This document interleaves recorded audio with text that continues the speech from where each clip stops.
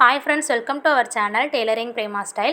இன்றைக்கி நம்மளோட சேனலில் ஃப்ரண்ட் பார்ட் வந்து எப்படி மார்க் பண்ணலாம் அப்படின்றத பார்க்க போகிறோம். பிகினர் வந்து என்ன தான் ஃப்ரண்ட் பார்ட் வந்து பார்த்து மார்க் பண்ணி கட் பண்ணாலும் ஏதாவது ஒரு மிஸ்டேக் வந்துகிட்டே இருக்கும்.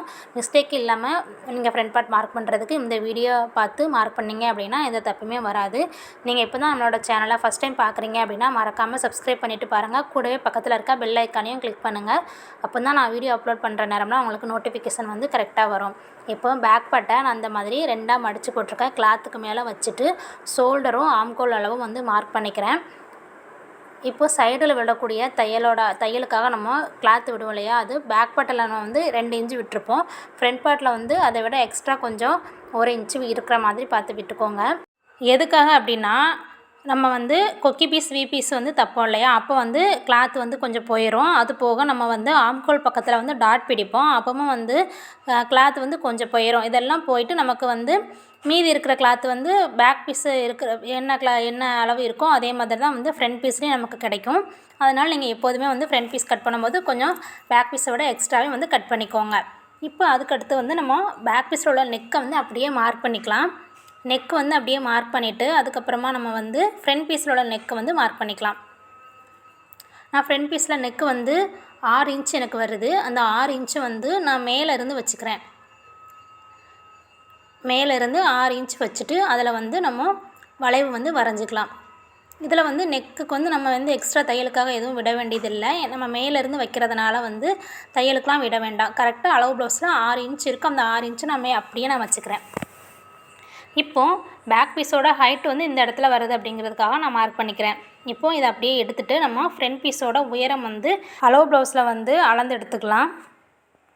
அளவு ப்ளவுஸில் ஷோல்டர் ஜாயின் பண்ணியிருப்பாங்கள்ல, அந்த தையலில் இருந்து கீழே ஃப்ரண்ட் பீஸும் பட்டி பீஸும் வந்து ஜாயின் பண்ணியிருக்கோம். அந்த தையல் வரைக்கும் நம்ம எத்தனை இன்ச்சு இருக்குது அப்படின்ட்டு நீட்டாக வந்து அளவு எடுத்துக்கலாம்.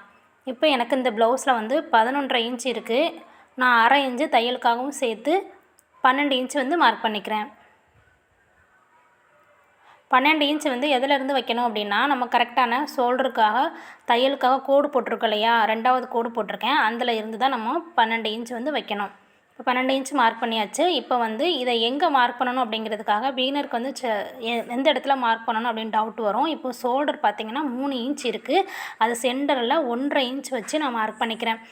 மார்க் பண்ணிவிட்டு அதுக்கு நேராக அந்த மாதிரி ஒரு கோடு போட்டுக்கலாம். பிகினருக்கு வரக்கூடிய பெரும்பாலான மிஸ்டேக் என்ன அப்படின்னா, அந்த சென்டர் டாட் பிடிக்கும்போது விலகி போயிடும். ஒன்று கொக்கி பீஸ் பக்கமாக வந்துடும், அப்படி இல்லைனா ஆம்கோல் பக்கமாக போயிடும்.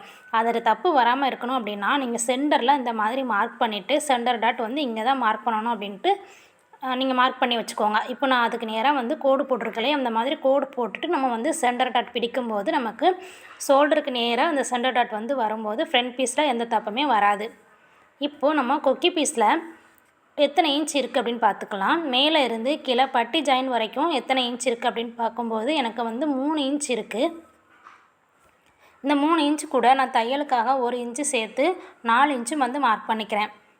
சென்டரில் டாட் பிடிக்கும்போது ஒரு 1/2 இன்ச்சு போயிடும். அதுக்கப்புறமா பட்டி ஜாயின் பண்ணும்போது ஒரு 1/2 இன்ச்சு வந்து போயிடும். அதனால் சேர்த்து நம்ம 4 இன்ச் வந்து மார்க் பண்ணிக்கலாம். இப்போது 3வதாக வந்து என்ன பண்ணணும் அப்படின்னா, ஆம்கோல்லேருந்து கீழே பட்டி ஜாயின் பண்ணியிருக்கிற வரைக்கும் எத்தனை இன்ச் இருக்குது அப்படின்னு பார்க்கலாம்.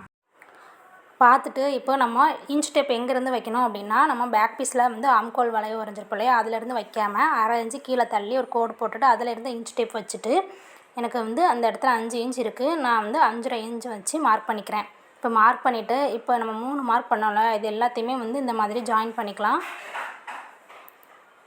இப்போ ஜாயின் பண்ணிவிட்டு ஆம்கோலோட உள்வளைவு வந்து வரையணும். உள்வளைவு வந்து வரைகிறதுக்கு நான் பாக்ஸ் போட்டிருக்கேன். இந்த மாதிரி பாக்ஸ் போட்டோம் அப்படின்னா உள்வளைவு வந்து நம்ம ஈஸியாக வரைஞ்சிடலாம். நம்ம ஏற்கனவே ஆம்கோல் வரைஞ்சோம் இல்லையா, அதிலேருந்து ஒரு 1/2 இன்ச்சு உள்ளே தள்ளி வந்து இந்த மாதிரி வரைஞ்சிக்கோங்க. சிலர் வந்து ரொம்ப ஆம்கோலில் லூஸ் இருக்குது அப்படின்னு சொல்லும்போது நம்ம ஷோல்டரில் இருந்து ஒரு 1/4 இன்ச்சுக்கு இந்த மாதிரி உள்ளே தள்ளி போயிட்டு நம்ம இந்த மாதிரி வளைச்சி வந்து மார்க் பண்ணிக்கலாம். இப்போ வந்து ஃப்ரண்ட் பீஸ் எல்லாமே மார்க் பண்ணியாச்சு. இப்போ கட் பண்ணி எடுத்துடலாம்.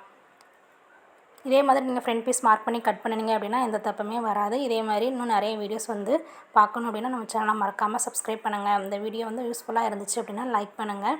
நம்ம இன்னொரு வீடியோவில் பார்க்கலாம்.